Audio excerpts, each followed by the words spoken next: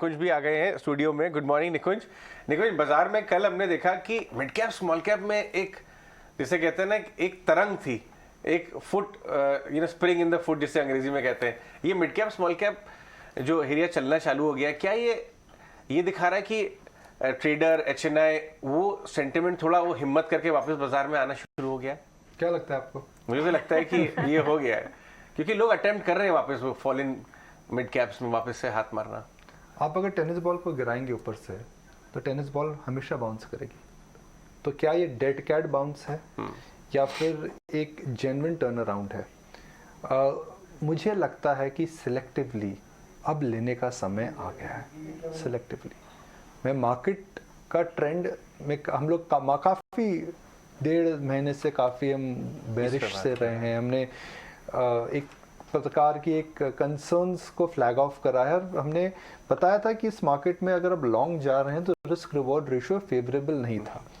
तो हम क्यों इन बातों की चर्चा कर रहे थे? रोज आकर के हम भीषण मंदी का भाषण क्यों देते हैं? अगर मैं एक संक्षिप्त रूप में बोलूं, क्योंकि आपके आसपास का माहौल मैक्रो वो सब बदल रहा था। अब जो खराब है क्या और खराब हो सकता है? मेरे को नहीं लगता है। युद्ध पे कुछ परिणाम नहीं आया है। इन्फ्लेशन सबको पता है ज़्यादा है। क्रूड सबको पता है $100 के ऊपर रहेगा। ग्लोबल मार्केट में मंदी है, सबको पता है। और central bank interest rates hike करेंगे। तो अगर आप सारे फैक्टर्स को कनेक्ट करें तो I think we are at the peak of bad news. अब यहाँ से जो टर्न होगा, वह जो टर्न होगा अब अच्छा ही हो सकता है। इससे ज़्यादा या तो कि ऐसी अनहोनी सी खबर आ जाए जो हमें पता नहीं लगता है, हम उस पर बात करेंगे, भगवान ना करे ऐसी आए। मगर इन फैक्टर्स में जो हम 4-5 फैक्टर्स जिससे मार्केट अभी अंडर परफॉर्म कर रहा है, उसको लेकर के क्या एक भी पॉइंट टर्न अराउंड हो सकता है? मुझे लगता है हो सकता है। तो अब मुझे लगता है कि हम उस फेज ऑफ मार्केट में जा रहे हैं जहाँ पर आपको वैल्यू दिखने लगेगी, आपको हिम्मत करके अब लेना पड़ेगा। और जो सेलिंग हो रही है वो कंपल्सिव सेलिंग हो रही है। न्यूज़ की एडजस्टमेंट मेरे हिसाब से अब खत्म हो चुकी है। So I think markets are factoring in $100 plus on crude, the fact that inflation will remain high, the fact that Fed will increase rates and युद्ध को लेकर के कुछ परिणाम नहीं आएगा। तो न्यूज़ जितनी है मुझे लगता है कि मार्केट उसको फैक्टर इन कर चुका है, पर मार्केट फिर भी नीचे जा सकता है। वो कंपल्शन रहेगा। टेक्निकल एडजस्टमेंट्स हो रहे हैं, लिक्विडिटी हो रहा है, मोमेंटम चेंज हो रहा है। तो ऐसा नहीं है कि मार्केट एकदम वी शेप रिकवरी है। ये कोविड वाला सेल ऑफ नहीं है कि जहाँ पे गिरा था रिकवरी होगी। धीरे धीरे आहिस्ते आहिस्ते आप देखेंगे मार्केट के अंदर हम एक नई लहर और जान देखेंगे। तो उमंग हो या तरंग हो, लहर हो या वेव हो, मुझे लगता है कि इस समय सिलेक्टिवली कुछ शेयरों में हिम्मत करके लेना चाहिए। राइट। निकुंज, ऐसे में जब आप कह रहे हैं कि हिम्मत करके शेयर लेने चाहिए, तो हिम्मत कहाँ होनी चाहिए? और सेलेक्टिवली आपने बड़ा वर्ड यूज किया, तो यानी पूरी मार्केट तो बाय नहीं कर सकते, सारे स्पेसेस में शायद आपको तेजी नहीं दिखेगी, तो सेक्टर स्पेसिफिक होना पड़ेगा। क्या आप कह रहे हैं कि मिड कैप और स्मॉल कैप ज्यादा आप ध्यान रख सकते हैं? कहाँ बाइंग शुरू करें? देखिए, मिड कैप स्मॉल कैप एक हम जनरल ब्लैंकेट कॉल नहीं दे सकते हैं। मैं एक बड़े सेक्टर की बात करता हूँ। आप देखिए बैंकिंग सेक्टर। बैंकिंग सेक्टर के अंदर एक तरफ छोटे बैंक से, एक तरफ बड़े बैंक से। तो आपको अब बैंकिंग स्टॉक्स पे राय बनानी पड़ेगी रादर देन अ कंपनी पर से। तो हम इस मार्केट में मिड कैप और स्मॉल कैप को जनरलाइज नहीं कर सकते। आप यही नहीं बोल सकते जी मेरी रणनीति रहेगी मैं छोटे शेयर लूंगा, मेरी रणनीति रहेगी मैं मिड कैप शेयर लूंगा। मेरे को नहीं लगता वैसा मार्केट है। वो मार्केट था, वो मार्केट आएगा, मगर अभी नहीं आया है। वो मार्केट था 2021 में, वो मार्केट था 2022 में कि आप क्या ले रहे हैं जी? आप मिड कैप शेयर ले रहे हैं, कुछ भी मिड कैप शेयर ले रहे हैं, ऊपर जा रहा है। मगर वैसा समय भी नहीं है। इस समय सिलेक्टिव जाना चाहिए। और सिलेक्टिव, क्योंकि आपने प्रश्न पूछा है तो उसका सीधा उत्तर भी मैं देता हूँ, घुमाता फिराता नहीं हूँ। सीधा उत्तर है फाइनेंशियल्स। फाइनेंशियल्स। कल आउट परफॉर्मेंस भी एक्चुअली वहीं से आ रही थी, वहां से आती हुई दिखी in fact. Of course Nikunj, good morning. अब बात करते हैं लिस्टिंग की। LIC the mega listing. जान सकते हैं सवाल क्या आने वाला है। तैयारी करके आ रहे हैं। और ऑफ कोर्स एक्सपर्ट्स का भी मानना है। करके कौन हम सब आ रहे हैं, हम सभी आ रहे हैं ना। एक्सपर्ट्स का भी मानना है कि लंबी अवधि के लिए काफी अच्छा साबित होता हुआ दिख सकता है। What's your take on it? देखिए, LIC का इशू में मुझे नहीं लगता है कि आज कोई बहुत धमाकेदार या जोरदार गैप अप स्टार्ट मिलेगा। हो सकता है लिस्टिंग थोड़ी सॉफ्ट रहे। तो आपको ये पूछना है कि आप किस कैटेगरी में बिलोंग करते हैं और आपका टाइम होराइजन क्या है। शायद अगर आप उसी बेस पर एक आप अपना सही प्रश्न का उत्तर जान पाएंगे। Try and identify what where you are. तो आपने अगर शॉर्ट टर्म गेन के लिए लिया है तो शायद आप थोड़े आज डिसअपॉइंट हो सकते हैं, क्योंकि मुझे नहीं लगता है कि इंस्टीट्यूशनल एपेटाइट इसकी आने वाली है इतनी ज़्यादा, माहौल ख़राब है। अगर आप रिटेल कैटेगरी में तो आपको अच्छा खासा डिस्काउंट पे मिला है, और आप LIC पॉलिसी में अगर फेथ रखते हैं तो LIC के शेयर में भी फेथ रखिए, तो 3 से 5 साल तक रखिए उसको, मुझे लगता है इसमें पैसा बनेगा।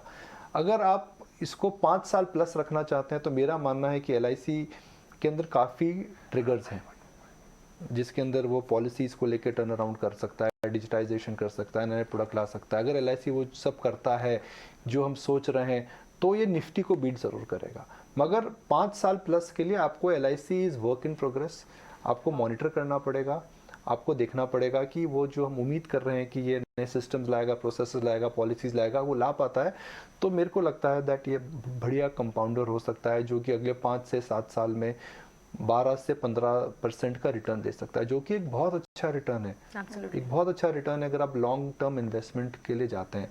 मगर देखिए कमाल की बात है, और कि हम LIC की बात कर रहे हैं, आज LIC लिस्ट होने वाला है, और कल रात की खबर है कि BPCL का स्ट्रेटेजिक सेल परमानेंटली होल्ड पे डल गया है। तो एक ही दिन जहाँ पे LIC को लेके उत्साह है, दूसरी जगह BPCL को लेके डिसइन्वेस्टमेंट। यही शेयर बाजार है, कभी धूप कभी छाया, कभी तेजी कभी मंदी। निकुंज, एक और इंटरेस्टिंग कल ट्रेंड दिखा कि जो एकदम बीटन डाउन कंज्यूमर टेक बहुत फैंसी IPO थे, उनमें हमें 10-10% का गेन मिला। नाइको, आपका जोमेटो, पेटीएम, सब 10-10% चले। और ये तो नहीं चला था शायद, देखते शायद एक मिनट इंटरडे लेके आइए डायरेक्टर साहब। शायद फ्राइडे को चला था 5%, कल तो फ्लैट था जहाँ तक मुझे याद है। इनफैक्ट शायद उसमें ट्रिगर ये है कि वहां पे वापस आती हुई नजर आ रही है कि चाइना में भी इंटरनेट स्टॉक्स पे JP मॉर्गन ने ग्लोबल बाय निकाला। यहाँ भी हो सकता है क्या कुछ ऐसा केस बन रहा है कि इतना कंप्रेस होने के बाद ये थोड़े वैल्यू जोन में आ गए हो, या ये ट्रेडिंग बाउंस नजर आता है? देखिए ये जितनी कंपनीज हैं इनका रेलेवेंस रहेगा। अब जोमेटो का स्टॉक कहाँ देख लेते हैं, शायद मैं मेमोरी इज नॉट सर्विंग मी, कल का इंट्राडे देखते हैं। इन कंपनीज को जो मैंने देखा था बस नजर याद रही, तो इन कंपनीज का रेलेवेंस रहेगा, कुछ कंपनीज का रेलेवेंस और बढ़ेगा, मगर चैलेंज ये है कि कंपनीज के बिजनेसेस खराब नहीं, इनके वैल्यूएशंस को लेकर के काफ़ी कंसर्न्स हैं। सेकंड, इनका पाथ टू प्रॉफिटेबिलिटी मार्केट को समझ में नहीं आ रहा है। तो आपको ये जानना है कि ऐसी कौन सी कंपनी है कि जिनको अब समझ आ गया है कि भैया शेयर होल्डर फ्रेंडली होना पड़ेगा, प्राइवेट मार्केट में निवेश, प्राइवेट मार्केट में इन्वेस्टमेंट और पब्लिक मार्केट में इन्वेस्टमेंट के अलग रूल्स होते हैं। तो ऐसी कौन सी कंपनीज हैं जो संभल गई हैं, जिनके अंदर कैश बर्न कम होने वाला है, और जिनके अंदर अगर स्टॉक भी नीचे रहता है तो बिजनेस में कुछ प्रभाव नहीं पड़ेगा। लेकिन कंपनीज में क्या था, आप बिजनेस चला रहे थे, आप कैश बर्न कर रहे थे, क्योंकि आप कैश बर्न कर रहे थे, आप हर लेवल पर इक्विटी आगे लेवल पर बेच रहे थे। तो ऐसी कौन सी कंपनीज हैं जिनके अंदर कैश बर्न कम हो रहा है और जिनके पास कैश है, and they can be in business for a longer period of time without the requirement of equity capital. बिल्कुल। तो उसमें 2 या 3 ही कंपनी क्वालिफाई करेंगी। जोमेटो मुझे नहीं लगता है कि the path to profitability is very clear, मुझे नहीं लगता है।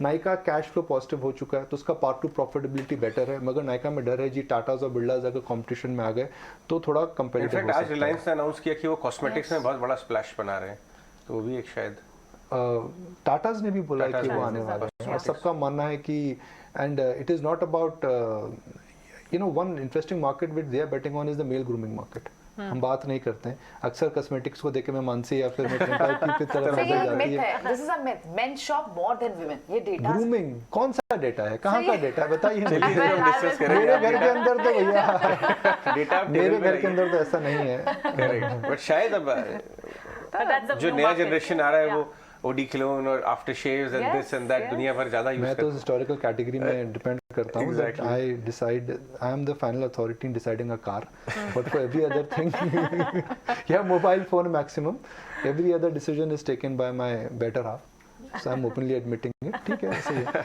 तो कौन सी कंपनी में कैश बर्न नहीं होता है उन कंपनी पे नजर रखनी चाहिए, पर हो सकता है मैं बाउंस। अजय देखिए कल क्या हुआ था, नैस्डैक फ्राइडे को 3.5% ऊपर था, कल नैस्डैक फ्यूचर्स ऊपर था, ये सारे शेयर गिर चुके हैं।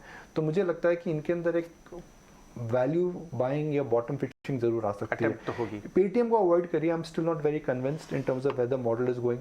मुझे लगता है कि इस उछाल में पीबी इन्फोटेक और पॉलिसी बाजार और डाइका पे आपका मेरा रहेगा, बिकॉज पॉलिसी बाजार की बैलेंस शीट में कैश है जी।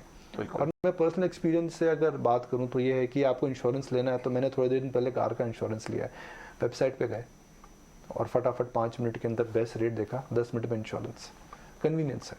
ये कन्वीनियंस, जिस भी बिजनेस में आपको कन्वीनियंस मिलेगी, मुझे लगता है एज अ कस्टमर उस बिजनेस का रेलेवेंस बढ़ेगा। Right, alright Nikunj, thanks very much for that.